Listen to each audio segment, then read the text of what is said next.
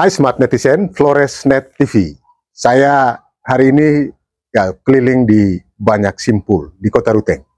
Karena memang ada peristiwa khusus pada hari ini yang oleh seluruh bangsa Indonesia, masyarakat Indonesia dikenang sebagai Hari Pahlawan. Persisnya 10 November 2024. Nah, selamat pagi Nenek Mal.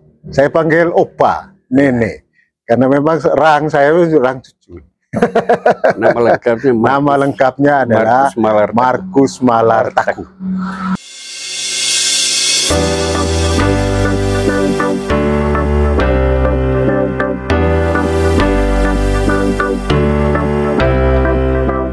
Jadi kalau sebut nama ini bagi generasi saya dan sebelum-sebelumnya pasti tidak asing, karena beliau adalah salah satu tokohnya masyarakat adat Kampung Rutengpu. Kampung Rutengpu adalah salah satu kampung tua di Manggarai yang memiliki sejarah yang panjang dan mengukir banyak cerita menarik. Nah, kami sekarang berada di Compang. Compang ini adalah titik sentral dari rumah adat Kampung Rutengpu.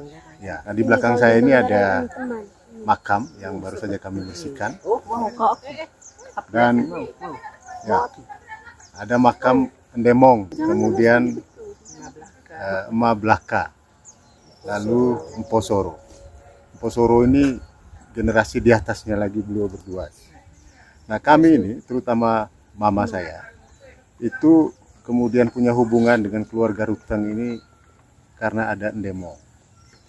Jadi ada hubungannya dengan leluhur dari mama kami, leluhur yang berasal dari Kampung Kaca di Satermese, di Pongkor.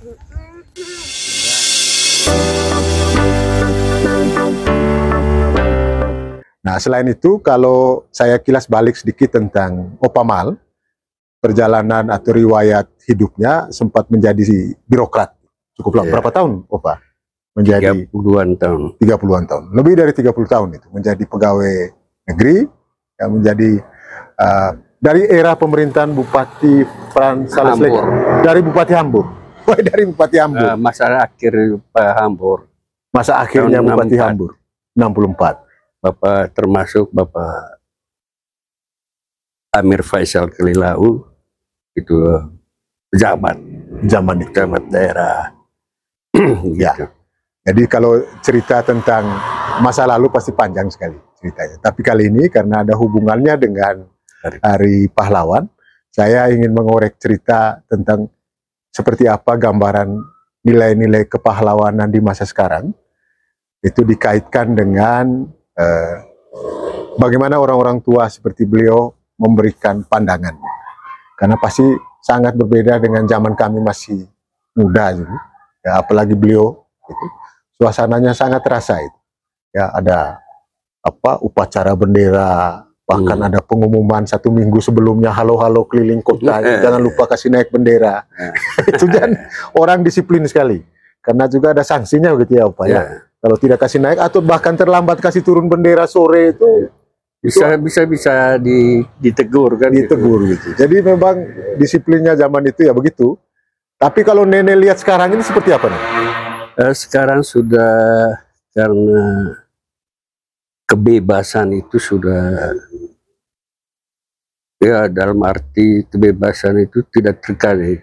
Kebebasan yang tidak terkendali ini semacam bebas memberikan pendapat, bebas dan lain sebagainya begitu. Sebenarnya demokrasi itu adalah suatu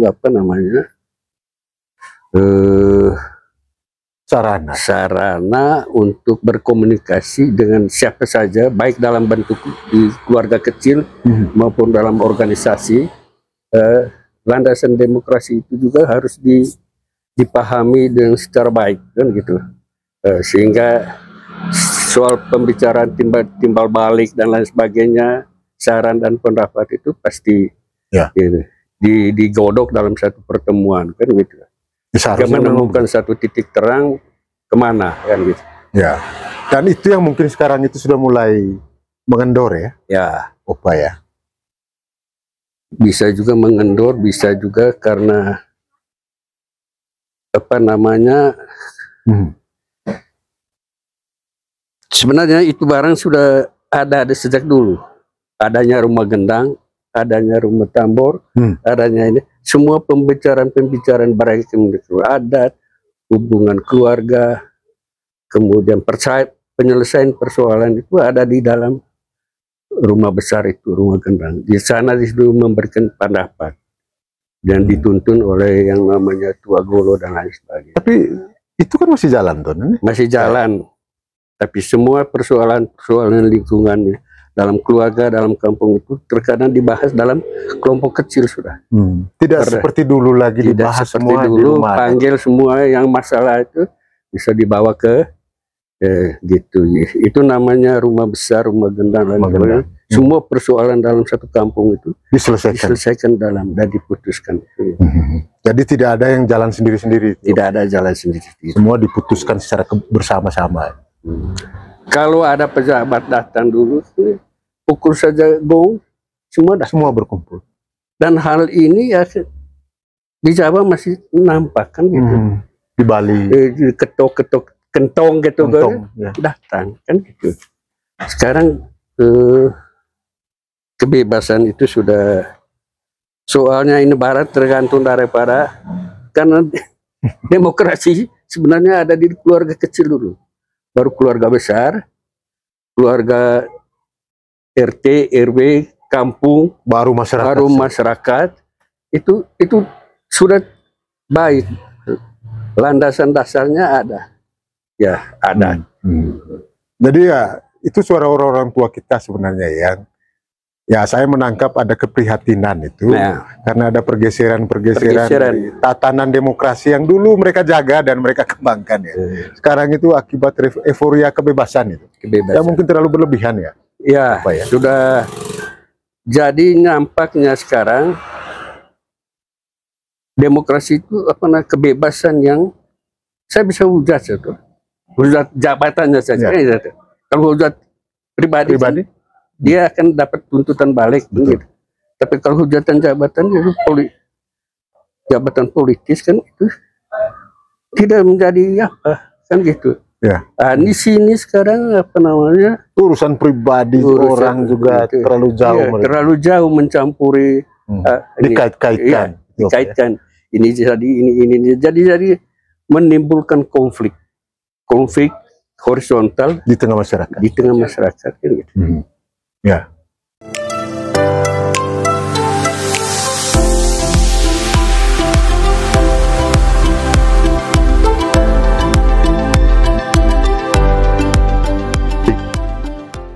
Yuk. Jadi cerita tentang demokrasi di masa lalu dan sekarang itu, disitulah saya kira perbedaannya. Perbedaannya di situ. Tapi kita akhirnya diingatkan kembali itu kan, bahwa yang begini-begini memang mungkin sebaiknya harus dihidupkan, apalagi di tengah momentum perayaan Hari Pahlawan semacam sekarang. Nah, kalau cerita tentang tapi sebelum saya lupa, jadi Opa Mal ini juga selain 30-an tahun di birokrasi, juga kemudian dipercaya oleh partai berkuasa di masa lalu itu, Partai Golkar, sebagai anggota DPRD Provinsi Nusa Tenggara Timur selama satu periode, dan DPRD Kabupaten. Mana duluan, Opa? Kabupaten atau Kabupaten dulu? Jadi setelah Kabupaten, lalu kemudian menjadi anggota DPRD Provinsi. Jadi kiprahnya di birokrasi pemerintahan maupun di panggung politik praktis, saya kira juga cukup rekam jejaknya. Nah, tinggal saja bagaimana pengalaman-pengalaman penting dari orang-orang tua semacam beliau ini, itu yang mungkin harus lebih banyak kita gali untuk mengingatkan yang muda-muda ini. Nah, reputasi Opa Mal tadi itu saya kira juga tidak terlepas dari bagaimana leluhur-leluhur kami dulu dari kampung Ruteng Puu sebagai kampung tua yang dikait-kaitkan selalu punya hubungan kekerabatan dengan keluarga di Watu ini. Itu kalau cerita tentang leluhur kita di Ruteng juga tuh kan, cerita kehebatan mereka kan juga luar biasa dulu, Opa ya. Jadi keturunan Ruteng ada yang separuhnya tinggal di Ruteng, bapak nenek-nenek, ada separuhnya masuk di kota. Jadi di sana kami ini ada 11 nenek. 11 nenek. Yaitu mulai dari Ngkoang, Kuda, Cowok, dan Soro. Dari Soro ini sekarang berkembang menjadi 6 nenek juga. Yaitu pertama Aka, itu yang di Karot, Tajang, Jong, itu yang ke sini, ke Watu. ya, Jong. Kemudian Nompo, Morong, dan Sot itu ada di sana. Gitu. Itu yang di Ruteng. Di Ruteng, gitu. Kemudian dari datangnya mereka yang dari kampung Ruteng ke sini itu ada 7 nenek, yaitu Keboro yang di sini, Patulnya itu sebab Pesiso, kemudian Nenek Dandung ini. Dohol itu Soba Nao, gitu, Cowok Nao di bawah ini, di Hombel. di Kodim ke bawah. Kodim ke bawah. Oh, ada juga di situ. Ya, itu. Oh. Jadi ada 7, Keboro, Patul, Dohol, Cowok, Loncok, Onggot, dan Ronggo. Ronggo itu Bapak Herman. Nenek Herman juga. Ya, gitu. Jadi ini semua hamparan ini, semua ini ke atas. Itu dari ini. Ini lingkonya, lingkonya Ruteng itu sebenarnya. Lanjut gitu. Sedangkan yang masih tinggal di kampung ada 4 nenek, yaitu Ongkong, Longgor, Sondong, ini. Itu disebut Pelamber, Sosale, Makos, yang Torok, itu kan gitu.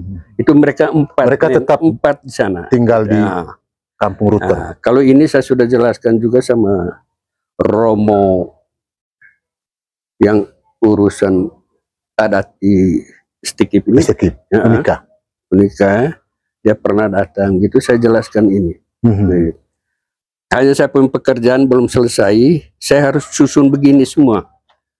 Jadi ada kerangka dari seperti ini, 11 yang ada di sini, termasuk 4 di sana, 7 di sini, 4 masih di sana. Saya masih susun begini. Hanya sulitnya itu, orang tidak tahu nenek kan gitu. Tapi saya tetap usaha sampai kapan saya bisa, saya tetap susun ini.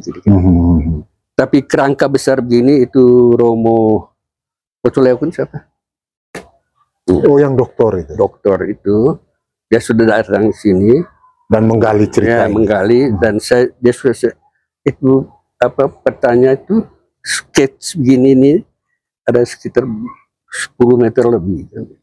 Oh, dan itu ada di mana sekarang? Opa? Ada di dalam. Oh, ada di Opamar simpan. Gitu. Wah, itu harta karun itu. Mereka dari kantor apa dulu pernah datang, saya bilang kecuali pemerintah ya kasih orang PU gambar ini barang ikut macam saya punya ini, supaya bisa ini. Tapi dia rasa bangga masih ada yang bisa pegang macam begini. Gitu. Dokumen mahal itu. Jadi itu tadi yang tinggal di kampung itu 4, yang masuk ke kota itu 7. Termasuk ke bawah Pewang dan lain sebagainya, begitu. Itu gambaran umum. Kan, gitu. Nah, yang tinggal di sini itu? Yang tinggal di sini adalah Kompo, nenek Kompo rumah besar, nenek Luis yang kedua, yang ketiga itu Polus Dodon. 3 laki-laki, 3 perempuan. Oh, 3 laki-laki, 3 perempuan. Nah, yang perempuan itu dari Keboro. Kalau nenek, kalau saya potong sedikit, kalau Keboro ini itu menikah dengan Keboro ini dengan ini Seveng. Asalnya Seveng, dari itu yang masih kami cari tahu susah dapat. Jadi belum ditemukan asal usulnya. Ada dari Sata Mese, dari kan gitu. Orang tua kan dulu kan kalau sudah meninggal, orang keluarga itu tidak pergi antar, pergi kubur. Tidak boleh. Orang lain. Nah, kalau itu kubur sudah tumbuh rumput, dia hanya taruh batu satu di kepala. Kalau itu batu sudah terguling, hewan sudah injak diri, sudah tidak tahu lagi. Tidak ada jejaknya lagi. Tidak ada jejak. Kan gitu. Tidak boleh pergi. Jadi ceritanya zaman dulu itu kalau ada keluarga meninggal, orang tua itu, ini tidak orang boleh, lain yang pergi kubur. Orang lain pergi kubur. Jadi keluarga intinya itu tidak boleh angkat. Kan gitu. Oh. Begitu. Sehingga dulu kan tidak ada bilang, hai, kita pergi sembahyang pasal ini, tidak ada. Ya dia sudah paham beli, kita sudah paham beci, kan gitu. Jadi dunianya sudah lain. Dunianya sudah lain, kan gitu. Hanya mungkin hajatan-hajatan di rumah pada hari-hari tertentu itu, ya terima kasih kepada mereka. Ya, tapi bukan dalam bentuk doa, kan kafir semua dulu, kan gitu. Ya. Jadi belum ada agama zaman itu. Jadi Emak Keboro ini kemudian punya istri dan menikah dengan istri yang namanya Seweng tadi, melahirkan ini 3 anak laki-laki, 3 laki-laki, 3 perempuan. 3 perempuannya itu duanya kenekang, satunya oleh ini siapa, Tante Martina punya mak bapak, iya, dia ambil Opa Yulianus Manin. Iya, kami punya saudara perempuan itu Martina. Ya. Om Ivan Man punya mama dari Orong, Manggarai Barat, kan gitu. Kemudian satunya Om Titus Tembok, tapi dia tidak punya anak. 2 Vertasoo kenekang. Satunya dulu ke Karot, tetapi sudah mutasi ke Bung sana. Tapi ada turunannya di sana 1. Gitu. Pernah kami cari dapat di Karot, dia mencetak bata di bawah, kami panggil datang ke sini. Gitu. Ini 3 perempuan. 3 perempuan itu, kan gitu. Yang Beka ini yang itu Julius Mandor punya. Yang lain itu tidak. Gitu. Ya. Begitu. Nah, yang laki-laki ini, yang laki-lakinya itu tadi Kompo. Ya. Itu yang di rumah besar. 2 istri. 2 istri. Satunya nenek di Seso, ya. Ande Mbahong. Satunya debut itu step orang punya.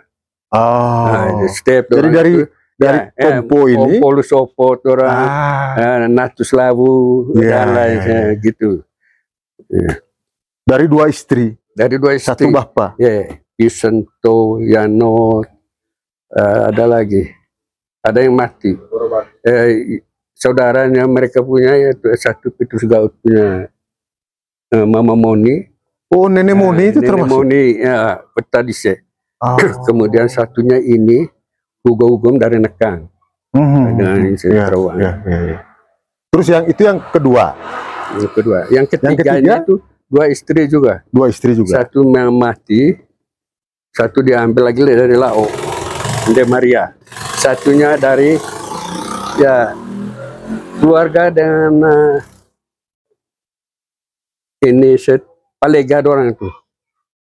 Anak corona saya Palega. Silimai. Silimai. Kan gitu. Lale. Kan gitu.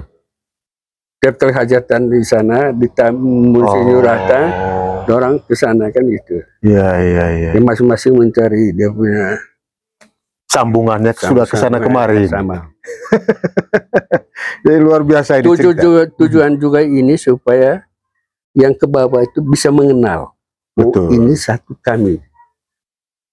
Yang ini tidak boleh ambil perempuannya yang ini. Nah, karena itu dari satu nenek kan gitu. Kecuali lapisan ke-7 ke bawah mungkin itu sesuai aturan. Tapi sebenarnya yang dekat-dekat itu bisa dijelaskan oleh kalau ada struktur ini. Itu maksud saya. Kan? Tidak jadi saya ambil istri di sini, ambil di sini sudah baku kenal kan gitu. Dalam lapisan pertama, kedua itu. Ini nenek bikin ini berapa lama ini perlu waktu? Tidak terlalu lama. Kalau mereka sudah isi, pernah saya keluarkan data. Coba pesi saya kasih keluar ke Nekang, tidak ada yang antar pulang. Jadi untuk konfirmasi kembali itu bahwa ini susah. Orang rasa tidak penting, tapi ini barang sangat penting untuk. Betul. Ada di Satermese. saudaranya dorong Bapak Herman. Yo. Ada yang kami punya juga ke Satermesi kan, itu kan anak peang tahun situ kan. Betul. Mau. Jadi kita jangan pergi ambil lagi ke sana. Ya, itu pentingnya ada. Ini. Ya. Tapi sampai sekarang belum terlalu lengkap. Belum selalu. Yang masih perlu dilengkapi, tetap saya usaha. Tetap diusahakan. Kalau ada pertemuan keluarga besar, saya bagi lagi belangko. Tolong isi dulu. Ini bapak, istrinya dari mana? Itu wajib tanya. Anak-anak dan nenek ini dari mana? Ya. Cukup dia cari tahu kampungnya, siapa namanya. Kita akan bisa ketemu orang di sana, mencari. Oh ini. Jadi itu ya. Ya, betul. Jadi sebenarnya kalau berkaitan dengan hari ini, pahlawan itu pada semua tingkatan, pahlawan keluarga sebagai pemberi contoh. Ya. Pahlawan di keluarga besar yang mengarahkan semua himpunan dari keluarga, gitu. Antara turunan Bapak Herman, turunan apa lain sebagainya, itu tetap sudah kita upayakan mempersatukan itu semua. Sampai di Karot kami ikut dan lain sebagainya. Itu satu mau bilang pengorban, memberi tunduk kepada mereka bahwa ASKE. Jadi pahlawan itu pada tingkat keluarga memberi contoh, mendidik anak, memahami bahwa hidup ini kan. Tingkat keluarga besar juga saya sering marah kalau pertemuan rumah besar. Orang punya istri saya marah juga. Bote-bote itu. Kamu datang ke sini itu karena kami kan gitu. Kamu harus menghormati juga yang namanya kakak lebih tinggi. Itu di tempat terus sampai mereka bosan. Dan sampai Kober saya pernah itu usir gitu. Kau bawa sifat dari mana kau campur ini? Itu semua untuk mengembalikan kembali ya. Ini ya. Kamu dicontoh bawah ini. Jadi supaya suasana kekeluargaan itu bisa kembali lagi. Kan? Jadi pahlawan itu pada semua tingkatan itu pahlawan ukuran kelompok itu. Makin keluarga besar ukurannya itu Pak Herman. Jadi makin keluarga besar antar kampung itu sudah tahu ada pahlawan juga di sana. Yang kuasa rumah adat itu. Jadi Pemda Kabupaten juga menghimpun semua kelompok-kelompok dari rumah gendang itu untuk jadi semakin ke atas itu ruang lingkup bisa digelar pahlawan tanpa jasa, ya tuh. Jadi bisa semakin ke atas nasional kan gitu. Ada tolok ukur masing-masing untuk menilai bahwa dia itu bukan di kita sendiri. Nenek, kalau cerita tentang nama-nama besar yang juga kita banggakan ya dari keluarga besar kita di Ruteng Puu itu yang sudah tersebar itu kan ada beberapa yang saya ingat.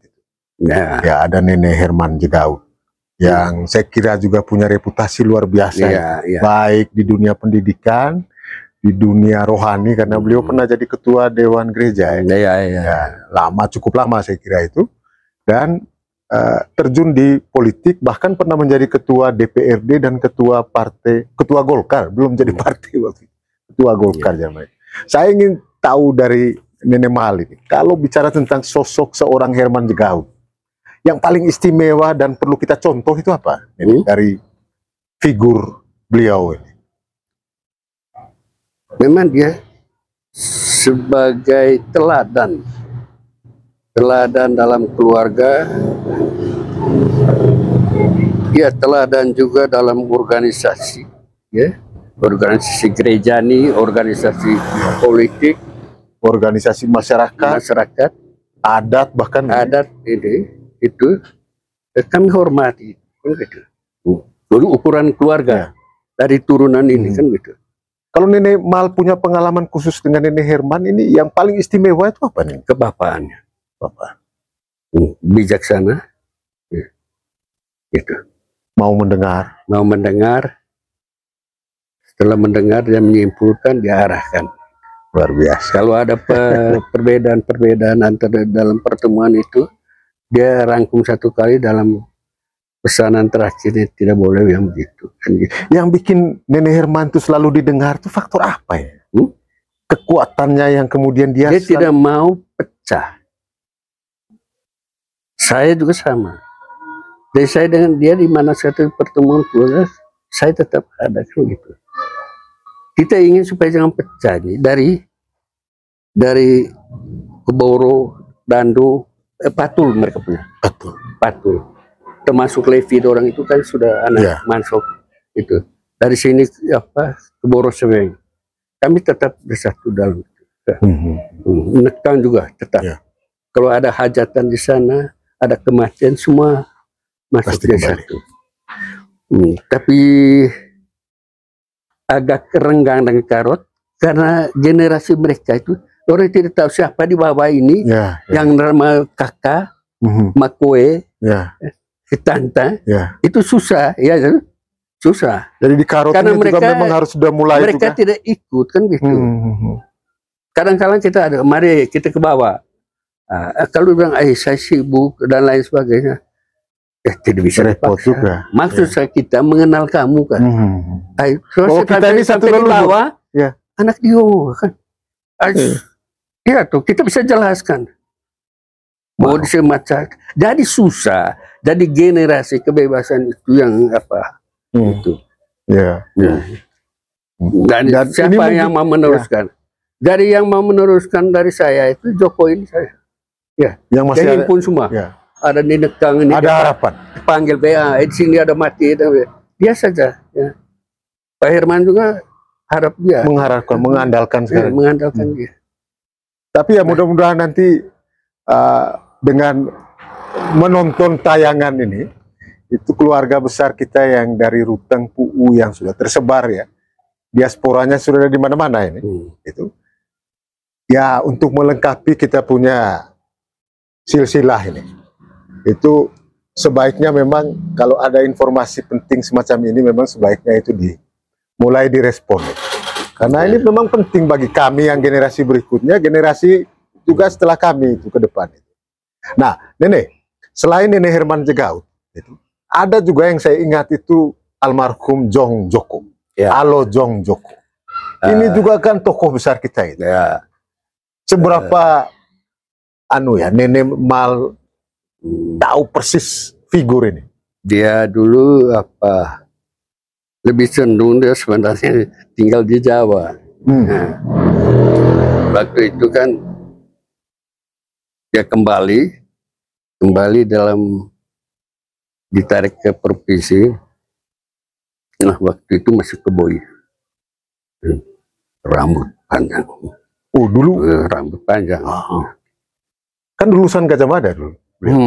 Universitas Gajah Mada. Jadi dia kembali karena dia memang sekolah di khusus di bidang keuangan.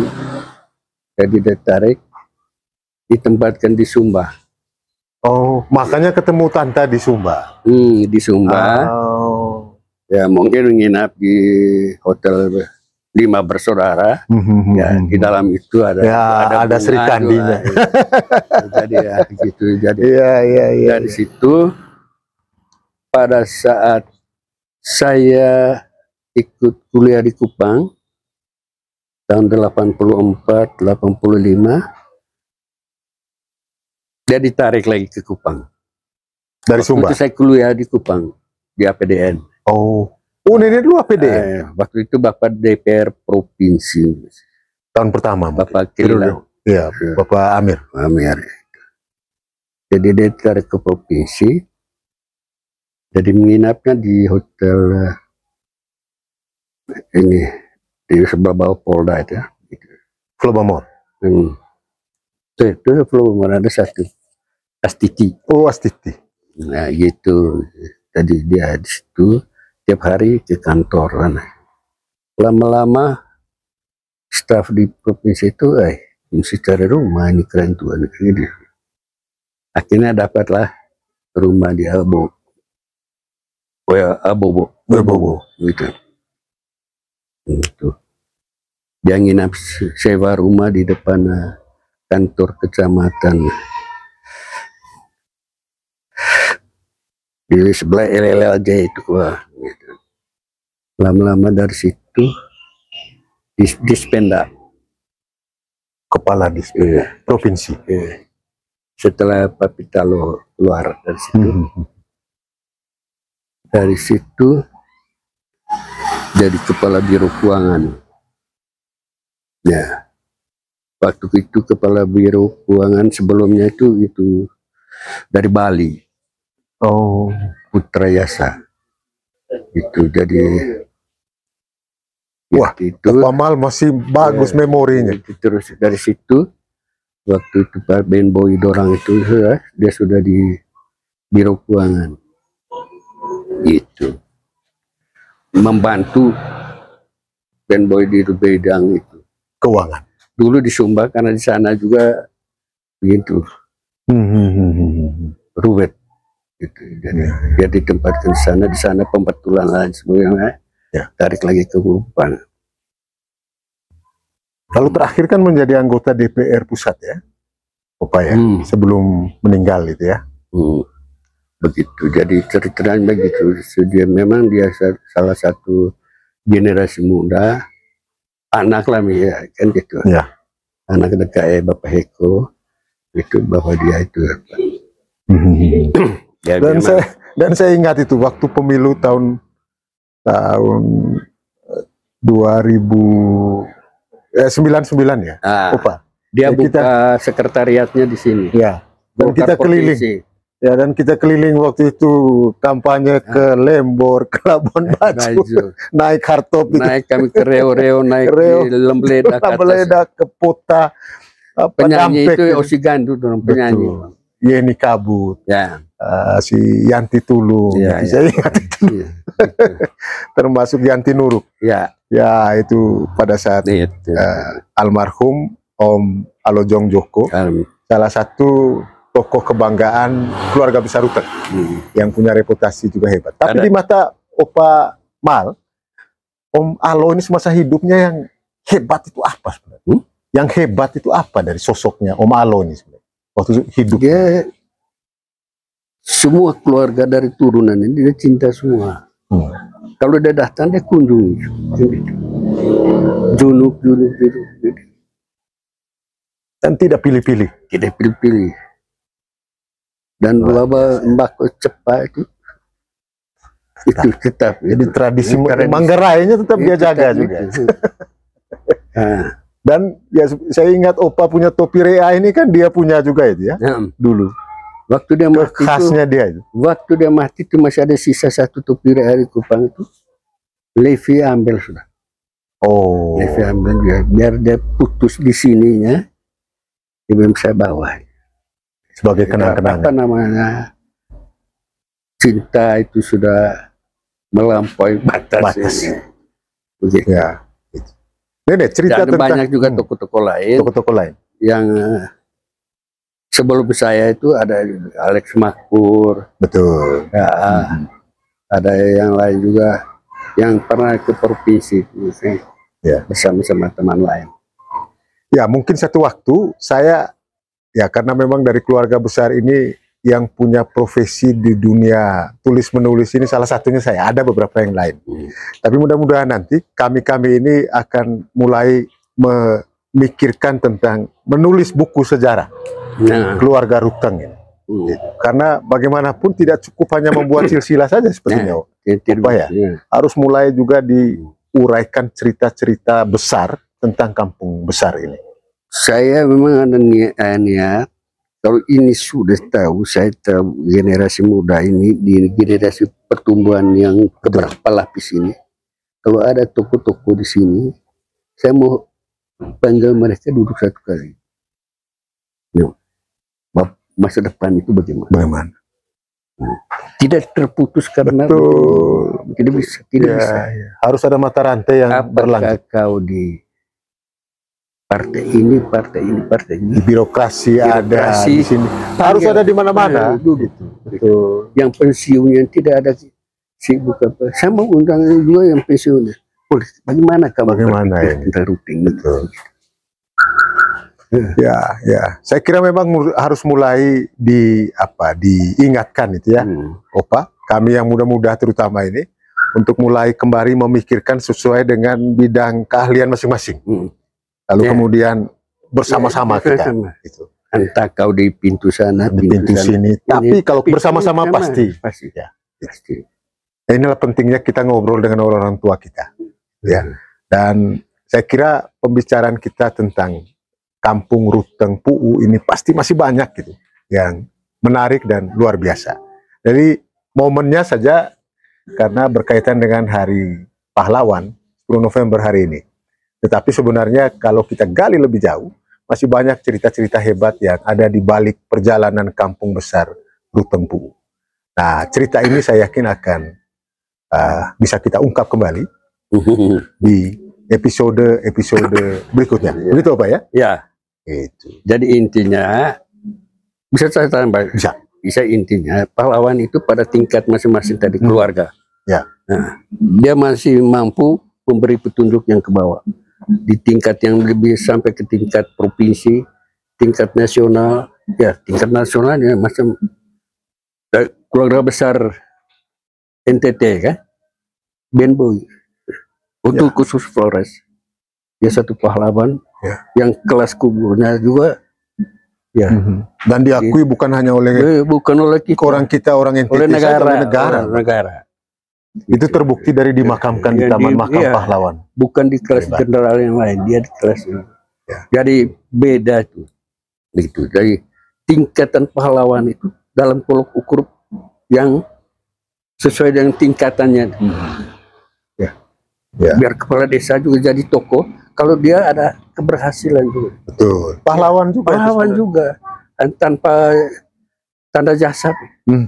Betul. Semua pahlawan itu. Ya. Apa yang pastor juga yang pahlawan, dia sudah bekerja, ya semua ya sesuai dengan bidang masing-masing. Selama dia berbuat itu, ya itu pahlawan. Memberi contoh kepada orang dan orang kenangkan itu pahlawan. Gitu. Contoh dari ukuran pahlawan itu luas, kan? Ya. Dan jangan lupa tetap minum kopi menggerai. Nah, seperti ini Opa. Nah itu tadi, seperti saya ingatkan, jadi kalau cerita tentang Ruteng, cerita tentang Manggarai, cerita tentang kampung-kampung adat kita di daerah ini, saya yakin tidak pernah akan habis-habisnya. Dan karena itu saya kira pertemuan saya dengan Opa Mal ini akan berlanjut dalam pertemuan berikutnya, dalam rekaman cerita-cerita yang juga tidak kalah hebatnya di pertemuan berikut. Gitu Pak ya? Ya. Nah saya ganggu hari ini beliau, tanpa pernah saya konfirmasi dulu mau datang ke sini. Tiba-tiba saya datang main todong. Kebetulan ada waktu. Lalu kemudian kita bisa ngobrol. Nah, di belakang kamera ada Yance, ya, yang ikut menemani saya tadi datang bertemu Opa Mal. Jadi pertemuan ini mudah-mudahan bisa menginspirasi, khususnya keluarga besar Ruteng, umumnya masyarakat Manggarai, dimanapun berada. Bisa mengambil pelajaran dari obrolan ringan yang saya lakukan bersama dengan salah satu sesepuh, salah satu tokoh Manggarai yang berasal dari Ruteng Pu'u. Kita ketemu di kesempatan lain dengan topik yang berbeda. Bye-bye, selamat siang. Terima kasih Opa.